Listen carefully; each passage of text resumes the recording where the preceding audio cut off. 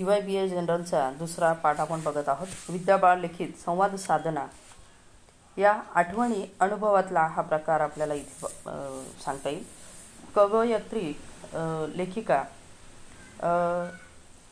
साठीमध्ये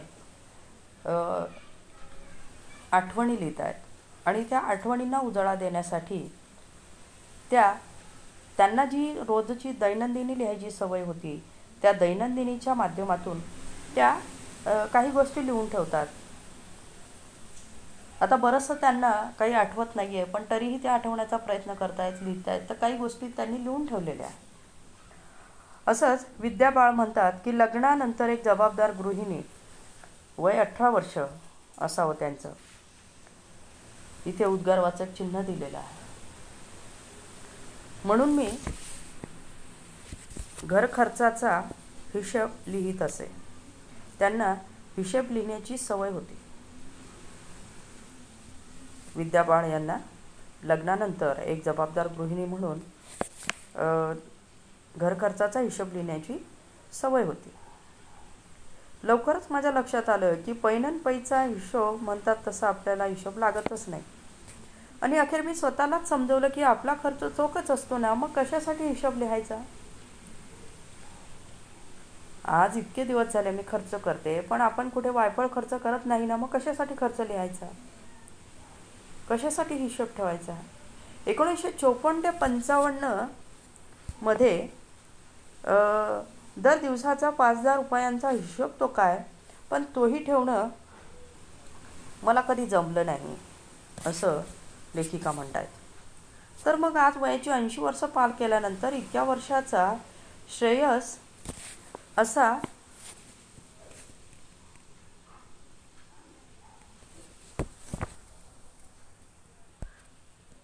प्रवासाचा हिशोब नव्हे तर मागोवा घेणं तरी किती अवघड आहे. माझ्यासाठी हा 80 पार केल्यानंतर मी हा हिशोब अजिबात ठेवू शकत नाही, कारण 5,000 रुपयांचा तो खर्च मला कधी लिहिता आला नाही. त्यातून स्मरणशक्ती मनातलं चाळणीत ओतलेलं पाणी असतं. कितीही तुम्ही चाळणीत पाणी होता ते राहतच नाही. जे कितीही तुम्ही डोक्याला ताण द्या, बुद्धीला ताण द्या, तरीही आपल्याला पाहिजे तसं आठवत नाही. बहुतेक साऱ्या घटना प्रसंगांचा तपशील गायब, मनात नुसती इम्प्रेशन्स बाकी आहेत बरं का. आधार कार्डासाठी ज्येष्ठ नागरिकांच्या अंगठ्याच्या ठशासारखं आहे बरं का माझं. अंगठ्यावरच्या रेषा पुसून गेलेल्या आणि अंगठा मात्र ताटच आहे. तसंच झालंय माझं. फक्त बहुतेक साऱ्या घटना प्रसंगांचे तपशीलच गायब झालेले आहेत, फक्त इम्प्रेशन तेवढं बाकी आहे. जसं अंगठ्याच्या ठशावरच्या रेषा पुसून गेल्या आहेत, अंगठा मात्र ताटच आहे. स्वतःविषयीचा हा गैरसमज असावा असं लेखिका या ठिकाणी सांगते. आज घडीची अवस्था सांगायची तर मी अगदी समाधानी आहे. व्यक्तिशः जीवनात अस्वस्थता नाही, पण भवतालाबाबतची अस्वस्थता मात्र मनात शिगोशिगी भरून आहे. व्यक्तिगत जीवनात अस्वस्थता नसली तरी आजूबाजूची माझ्या जी अस्वस्थता आहे ती मात्र मनात शिगोशिगी भरून आहे. ही अस्वस्थता मनाला जीवनाशक वाटते, कारण ती मला समजावी की मी जिवंत आहे. आजवरच्या आयुष्याच्या वाटचालीत अनेक चढ उतार आलेत. ते जिंकता आले नाही असे म्हणता येणार नाही, पण मी ते ओलांडून आले. मी ते सर केले किंवा मी पार केले असं नाही म्हणत मी, तर मी ते ओलांडून आले. आजवर माझ्या आयुष्यानं मला खूप काही दिलं. खरं तर माझ्या योग्यतेपेक्षा अधिकच दिले. मनात एकच भान जागं असतं, कालच्या मीपेक्षा आजची मी काही थोडी वाढते, विकसित होते की नाही, का नुसतं वय वाढतंय. शाळा कॉलेजेसच्या दिवसात अभ्यासेतर स्पर्धा उपक्रम मी खूप काही मिळवू शकले, पण खरी मिळण्याची आणि मिळवण्याची जी सुरुवात होती ना, ती सुरुवात आकाशवाणी पुणे येथे गृहिणी या विभागाची सूत्रसंचालक म्हणून जेव्हा मी काम बघितलं 1958 साली, त्यावेळेला मी खऱ्या अर्थाने ती सुरुवात केलेली आहे. आणि त्याहीपेक्षा त्यानंतर स्त्री मासिकात काम करण्यासाठी प्रवेश केला, तो 1964 साली. तेव्हा मी माझ्या आयुष्याची सुरुवात इथून झालेली मला आठवते. स्त्री मासिकामध्ये जेव्हा मी कामाला लागले ते आर्थिक गरजेतूनच, पोटा पाण्यासाठी. पण मग हळूहळू मी तिथंच रुचत गेले आणि शांताबाई, मुकुंदराव किर्लोस्कर या संपादक दाम्पत्याच्या मदतीनं मी तिथे वाढत गेले म्हणजे अनुभवाने वाढत गेले. वयाने तर वाढतच गेले मी, पण मला एक एक अनुभव शिकायला मिळाला. मी त्यांच्या मदतीने वाढत गेले, शिकत गेले. पोटार्थी म्हणून या परिवारात मी आले. पोटार्थी म्हणजे पोट भागवण्यासाठी, आर्थिक विवंचनेसाठी, पगार मिळवण्यासाठी जरी मी इथे आलेले असले तरी मी अर्थपूर्ण जाणीवा घेऊन 22 वर्षानंतर बाहेर पडले. अर्थपूर्ण जाणीवा घेऊन मी एक अनुभवाची शिदोरी घेऊन बाहेर पडले. 22 वर्षानंतर स्त्रीच्या संपादक पदाचा राजीनामा देऊन मी 1986 मध्ये एका नव्या वाटेचा शोध सुरू केला. तेव्हा 1964 पासून सुरू झालेला हा पत्रकारितेबरोबरचा माझा प्रवास गेली 50 वर्ष सुरूच आहे. हे माझं सगळं मोठं प्रेयसही आहे आणि श्रेयसही आहे. हे माझं प्रेयसही आहे आणि श्रेयसही आहे. श्रेय मी मिळवलेलं श्रेय आणि प्रेमाचं. शाळकरी अभ्यासात मराठी भाषा मला खूप आवडायची. निबंध लेखनात माझं मन रमायचं. या आवडीच्या बीजांना अंकुरण्याची आणि मोहरण्याची मिळालेली संधी मी इतकी वर्ष उपभोगते आहे. पत्रकारितेनं मला गरज असूनही फारसा पैसा दिला नाहीये, पण त्या पलीकडचं एवढं अमोल असं काही दिलेलं आहे की पैसा नाही म्हणून त्यापासून दूर जाण्याचा विचारही मी माझ्या कधी स्वप्नात येऊ दिला नाही. म्हणूनच स्त्रीमधल्या स्थिर नोकरीतून बाहेर पडल्यावर एका परीनं बिनआधाराचा मिळून साऱ्या जणीचा वेडा वाटणारा घाट मी घातला आणि एक नवीन वाट चोखाळत गेले. मग मला लख्ख उमगलं होतं की स्त्रीची नोकरी सोडली तरी तिनं जागवलेली स्त्री प्रश्नांची जाण आणि पत्रकारिता मी कधीही विसरू शकत नाही.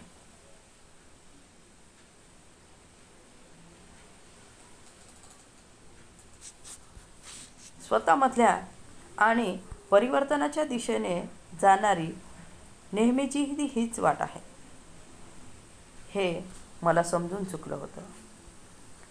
जन्मानं मध्यमवर्गीय ब्राह्मणी पुणेकर कुटुंबातली मी आज आहे तशी तेव्हा नव्हते.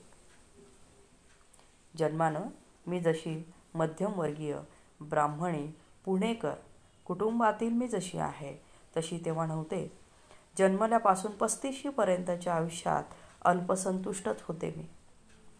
पारंपरिक वृत्तीच्या माणसाला हवं असतं तितपत सारं काही मिळालं होतं. तरीही स्त्रीमधल्या कामामुळे हळूहळू एकच प्रकाशकिरण माझं डोकं नांगरायला लागला होता. आज्ञाधारकता, पारंपरिकता यांनी बनलेली मनाची टणकभूमी भेदून प्रश्नांचे कोंब वर यायला लागले होते. तिथपासून जन्माला आलेली जीवनावश्यक अस्वस्थता आजही माझ्यासोबत आहे. स्त्रीमधल्या कामातून अनेक लेखक लेखिकांचा सहवासही मला मिळाला. नव्या पुस्तकांची आणि विचारांची एक ओळख व्हायला लागली. नवीन मित्रमैत्रिणी भेटल्या. या सगळ्यांमुळे मला चाकोरीबद्ध जगाच्या पल्याड बघण्याची एक दृष्टी मिळाली. माझं 35 पर्यंतचं मध्यमवर्गीयपण याचं एक महत्त्व आहे. ते वाया गेलेलं नाहीये. त्याच्यातून मला खूप काही मिळालं. पुढच्या बदललेल्या आयुष्यात मला त्याचा खूपच हातभार लागला. तात्यासाहेब केळकर माझे आजोबा होते. लोकमान्य टिळकांचे सहकारी, नंतर केसरीचे संपादक.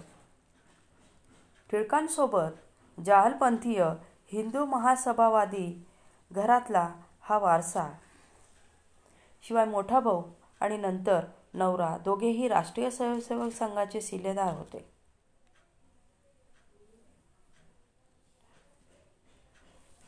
त्यापायी त्यांनी कारावासही भोगलेले आहे.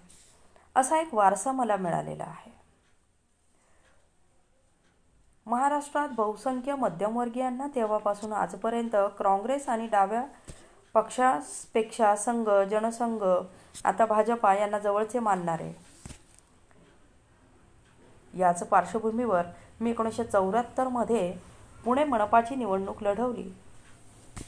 जनसंघ पुरस्कृत उमेदवार म्हणून मी मैदानात उतरले.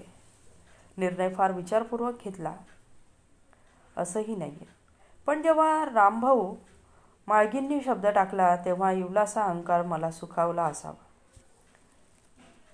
जीव खुशालला आणि मी प्रवाहात वाहून गेले.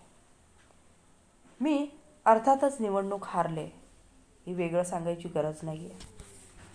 त्याच्याच आसपासच्या काळात मेंदूत प्रश्नांचं भरघोस पीक यायला लागलं. धर्म, परंपरा, संस्कृती यांच्यासमोर स्वतःला नव्यानं उभे करायला मी सुरुवात केली होती. आणि त्यातच 1975 हे आंतरराष्ट्रीय स्त्री वर्ष म्हणून जाहीर झालं होतं. स्वप्न काही एक एक करत जमून येत होतं. ती शिदोरी सांभाळत जपत माझा प्रवास सुरू झाला. उजवीकडून डावीकडे. मी डाव्या विचारसरणीकडे गेले. आज मी 180 अंशांमध्ये फिरून ठामपणे मी आता डावीकडे उभी आहे. हे सगळं परंपरावादी सोडून आज मध्यमवर्गीय, शिकलेल्या, मिळवत्या स्त्रियांच्या परिवर्तनाबाबत बरीच उदासीनता आहे असं मला दिसतं. त्या बाह्य स्वरूपात बऱ्याच आधुनिक दिसतात, पण विचारानं आतून त्या बहुधा परंपरावादी आणि थकलेल्या दिसतात. त्यांच्या भोवतीचे संस्कार, संस्कृती, परंपरा यांची अदृश्य चौकट त्यांची वाट अडवत असावी, तर काहींनाही बंदिस्त चौकट जाणवतही नसावी. काहींना ती जाणवली तरी ओलांडण्याची निकट वाटत नसावी. त्यामुळेच त्याच्यासाठीच कप्प्यांपेक्षा आहे त्यातला सुरक्षितपणा त्यांना बरं वाटत असावा. हे बघता मला या वातावरणातलं माझं रमणं आणि डुंबणं आठवतं. तो अनुभव मला परिवर्तनाच्या कामात, जागरणात उपयोगी पडतो. माझा दम लवकर आटत नाही, धीरही सुटत नाही. लिहिण्यातून, बोलण्यातून, कृतीतून मी प्रयत्नशील राहते. कारण माझा विश्वास आहे की सर्व हारा स्त्रियांपेक्षा त्यांच्याजवळ शिक्षण, पैसा, सुरक्षितता यांचा केवढा संचय आहे. ते सारं कामी लावण्याची आपली जबाबदारी आहे.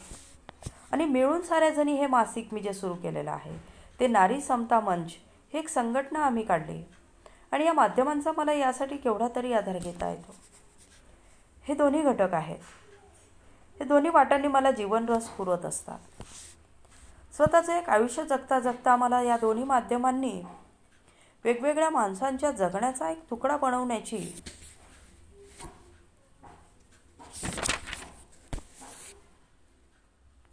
संधी दिलेली आहे.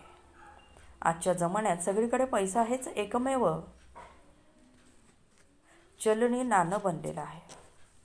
आमच्याकडे खूप मर्यादित पैसा आहे, पण इतर पैसे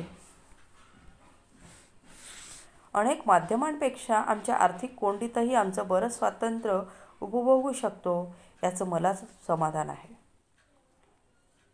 आमच्याकडे पैसा कमी असला तरी इथे आर्थिक कोंडीतही बरंचसं स्वातंत्र्य आम्ही उपभोगू शकतो याचंही मला अनेक पटीनं समाधान आहेच. मी नेहमी म्हणत आले की मी एक कार्यकर्ता आहे, मिळून साऱ्या जणीची एक संपादक आहे. कुणी मला लेखक आणि विशेषतः विचारवंत म्हटलं तरी मी ते स्वीकारू शकत नाही आहे. कारण मी तर मोठी नाहीच, पण छोटी अभ्यासकही नाही आहे. मला पटलेले थोरामोठ्यांचे विचार मी लोकांपर्यंत पोचवते.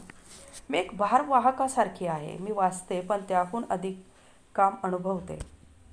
या अनुभवाच्या आधारानंच मी लिहिते. यामध्ये माझ्या एकेकाळच्या मध्यमवयीन म्हणून जगण्याच्या अनुभवाचा उपयोग झाला. तसंच चाकरीतून बाहेर पडण्याचे पेअर्स ऑफ ग्रोथ ही माझ्या मदतीला आलेत. जमिनीत पेरणी करण्यापूर्वी नांगरट केली जाते. त्या नांगरटाच्या फळाच्या वेदनानंतरच जमिनीत पीक उभं राहतं. पीक घेण्यासाठीची ती तिची किंमत आहे. माझ्या मूळच्या भावनाशील स्वभावाला आवर घालून मी विचाराचा काठ पकडला. हा बदल मला जाणीवपूर्वक स्वतःमध्ये घडवावा लागला. तेव्हा माझ्या एक लक्षात आलं की हा मार्ग योग्य असला तरी खडतर आहे. त्यावर चालताना प्रश्न विचारणाऱ्याला मीला उत्तर शोधताना त्या मीशी होणाऱ्या भांडणाला सामोरं जावं लागतं. मी म्हणजे लेखक स्वतः. हा मी इथे महत्त्वाचा आहे. मीला उत्तर शोधताना मीशीच होणारं भांडण, स्वतःशीच होणारं भांडण, आत्मगत. त्या भांडणाला त्याला सामोरं जावं लागतं. मात्र उत्तर सापडतं, पटलं तर भांडण संपतं. त्या वाटेवर ताठपणे चालण्याचं बळही येतं. त्या वाटेवर चालताना माझ्या वाट्याला काही नकार आले, त्यातले काही मीच निवडलेले.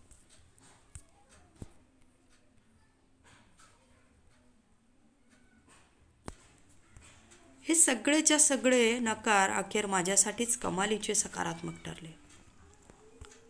मला नकार मिळाला, पण ते नकार माझ्यासाठी सकारात्मकच ठरलेले आहे. पहिला नकार जो आला तो आकाशवाणी पुणे केंद्रावर मी जेव्हा गृहिणी या विभागाच्या कार्यक्रमाचं सूत्रसंचालन पद सोडलं त्यावेळी. निर्माता या पदासाठी माझी निवड झाली नाही, तर ती निवड झाली ज्योत्स्ना देवधरांची. खरं तर ती निवडही योग्यच होती.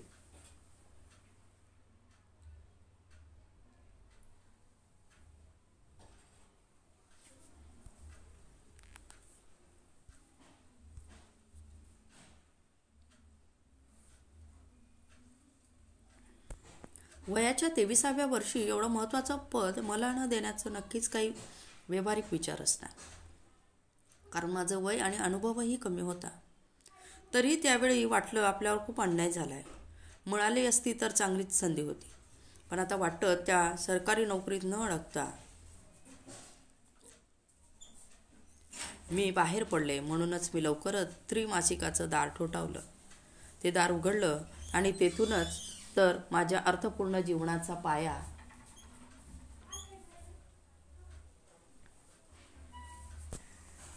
घातला गेला. ही गोष्ट 1960ची आहे. त्यानंतर 74मध्ये मनपाच्या निवडणुकीतला पराभव हा दुसरा नकार. तिथे मी जिंकले असते तर आज नक्कीच भाजपा या मोठ्या पक्षात काही कमावून बसले असते. पण ती वाट खरंच माझ्यासाठी नव्हती.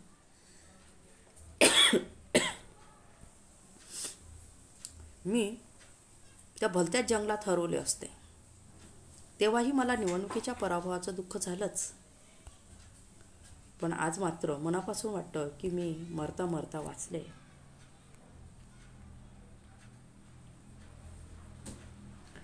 त्यानंतर जो तिसरा नकार मला आला ती आहे स्त्री मासिकाची संपादक असताना 1986मध्ये दिलेल्या राजीनाम्याचं. आधीचे नकार या माझ्या वाटेला आलेले अनाहूत नकार होते. स्त्रीमधल्या कामाला दिलेला नकार हा मी स्वतः दिलेला होता. किर्लोस्कर ब्रदर्स हे किर्लोस्कर प्रकाशनाचे प्रोमायटर होते. त्यांनीही प्रकाशन गुडविल सकट विकण्याचा निर्णय घेतलेला होता. त्या नव्या मालकांबरोबर कामांचं निमंत्रण असताना मी ते नाकारून बाहेर पडले. आता पुढे काय करायचं याचा मी विचार करत होतो. माझ्या लक्षात आलं पत्रकारितेचा हा अनुभव आणि स्त्री प्रश्नांची जाण हे स्त्रीमधल्या संपादनाच्या कामाचं फलित माझ्या हातात होतं. त्याला मला अंतर द्यायचं नव्हतं. त्यातूनच ऑगस्ट 1989मध्ये मिरून साळ्याजणी याचा जन्म झाला. किर्लोस्कर उद्योगाच्या पाठबळावर चालणारं स्त्री मासिक कुठे आणि मी एकटीच लोकपाठबळाच्या मोठ्या अपेक्षा मनात ठेवून सुरू केलेलं मिळून साऱ्या जणी कुठे. खरं तर तो एक वेडापणाच ठरलेला होता. स्त्री मासिकाचे केलेले काम आणि नव्याने सुरू केलेली नारी समता मंचाचं काम त्यामुळे अनेकांच्या मनात असलेलं माझ्याबद्दलचं प्रेम आणि विश्वास याच्या बळावर सुरू झालेल्या या मासिकानं आज 28 वर्षाची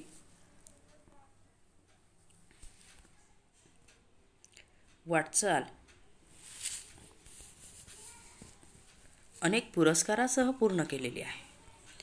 आणखीन एक महत्त्वाचा नकार म्हणजे वयाच्या 50शीत घरसंसाराला नकार देऊन घेतलेला संन्यास आहे.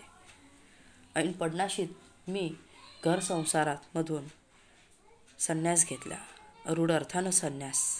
सामान्यतः पुरुष घेतात आणि हिमालयात जाऊन ते ज्ञान साधना करतात. मी माणसांमध्ये राहूनच माणसांसाठीच काम करण्यासाठी संन्यास घेतला. कामासाठीच्या धडपडीला पूर्ण अवकाश मोकळं झालं.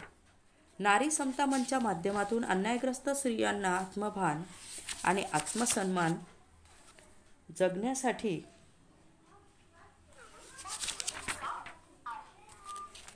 आम्ही पोटतिडकीनं सांगत असतो.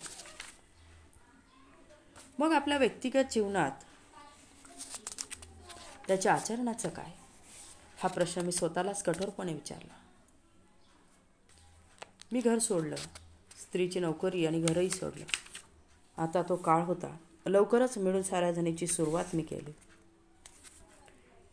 आणि त्यानंतर लोक जेव्हा मला विचारतात, तू एकटीच राहतेस का तेव्हापासून आजतागत, माझं उत्तर आहे नाही. मी मिळून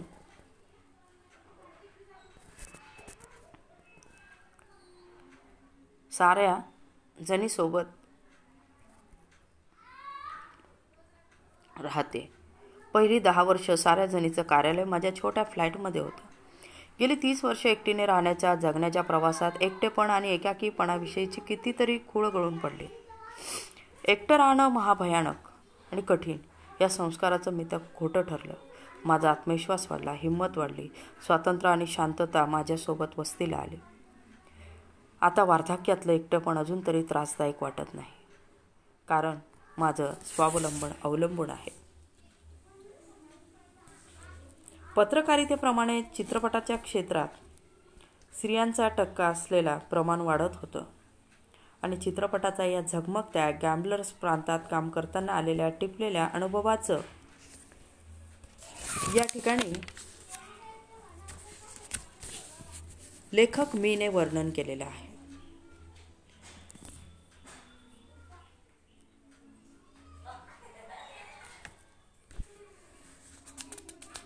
स्वबळाच्या प्रवासाचा अनुभव विद्याबाळ यांच्या लेखणीतून आपल्याला घडताना दिसतो. त्यातला जो पहिला भाग आहे हा आत्मचरित्रात्मक वैयक्तिक आठवणी सांगणारा आहे आणि त्या आठवणी बऱ्याचशा स्मररंजन नाही आहेत, गडकाळा करता आहेत. त्यातून मीचा स्वर हा स्वेत्तर समूहापर्यंत झालेला जीवनप्रवास उलगडतो.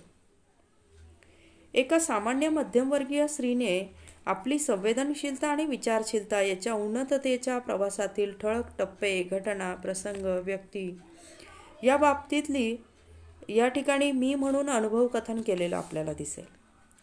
त्यात पत्रकारिता, संपादन यांचा प्रवास वर्णन केलेला आहे आणि त्यातूनच वैचारिकरित्या परिपक्व होण्याच्या आठवणी उकळल्या गेलेल्या आहेत.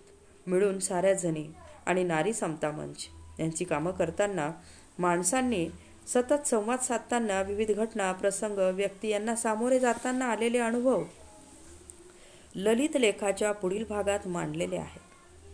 भाषा, संस्कृती याबद्दलची पारंपरिक दृष्टिकोन स्त्रीकडे पाहताना किती आणि कसा दुटप्पी भूमिका समाज स्वीकारतो याबाबतचं वास्तव, पुरुषप्रधान शब्द, इतिहास याची मार्मिक उदाहरणं त्यांनी दिलेली आहेत.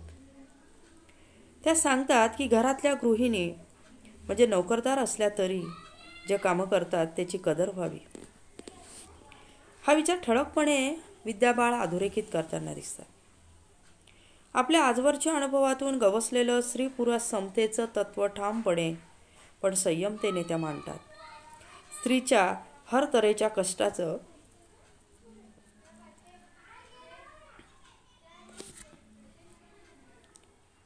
मोल करता आलं तर मुलांना वाईट पुरुष होण्यापासून वाचवता येईल, ही त्यांची महत्त्वाची भूमिका आहे. स्त्री चळवळीत एक कार्यकर्ता म्हणून काम करताना स्त्री पुरुषांचा घडलेला संवाद आणि मी हे संवेदनशीलता आणि विवेक या दोन्हींची जडणघडण करताना महत्त्वपूर्ण ठरलेलं आहे, हे या लेखातून आपल्या लक्षात येईल. तसेच या संवादातून कुटुंबातल्या राजकारणातून स्त्रीची शत्रू असते हे मी तर कशा प्रकारे आकाराला आलेला आहे याचा उलगडा लेखिका करत जातात. स्त्री ज्या ज्या नात्यांनी पुरुषांशी जोडलेली असते त्या प्रत्येक नात्याच्या एकंदर कुटुंबाच्या लोकशाहीकरणाच्या निकडीकडे मीनं लक्ष वेधलेलं आहे.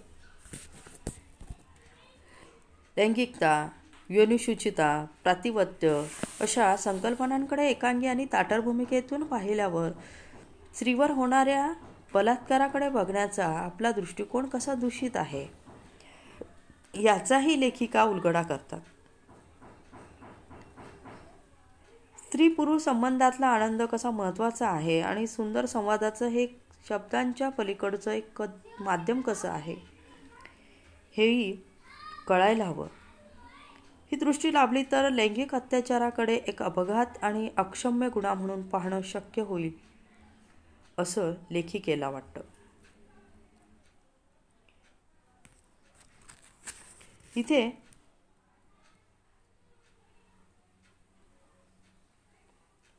सौंदर्य कल्पनेतली पुरुष प्रधान बाबतची प्रश्नचिन्ह त्या ठिकाणी लेखिका उपस्थित करतात. समाज जर स्त्री आणि पुरुष यांनी मिळूनच तयार होतो तर त्याची खरी संस्कृती श्रीमंत राहावी यासाठीच पूर्ववट स्त्री पुरुष समानताच असायला हवी आणि यासाठी संवाद साधना करणं महत्त्वाचं आहे. इथे दोघांनी संवाद साधणं फार गरजेचं आहे, तेव्हाच स्त्री पुरुष समानता निर्माण होईल. ही मीची भूमिका प्रखर आहे. स्त्री पुरुष समानतेच्या लढ्याची वैचारिक भूमिका एखाद्या हृदयगताप्रमाणे व्यक्त करणारा हा लेख आहे. त्यातून पुरुषप्रधान व्यवस्थेचा राजकीय, सामाजिक, मानसिक अशा अंगांनी चिकित्सा आपोआपच केली जाते. त्याला मी च्या पत्रकारिता आणि चळवळ या क्षेत्रातील अस्सल अशा अनुभवतेचं पाठबळ मिळालेलं आपल्याला दिसतं.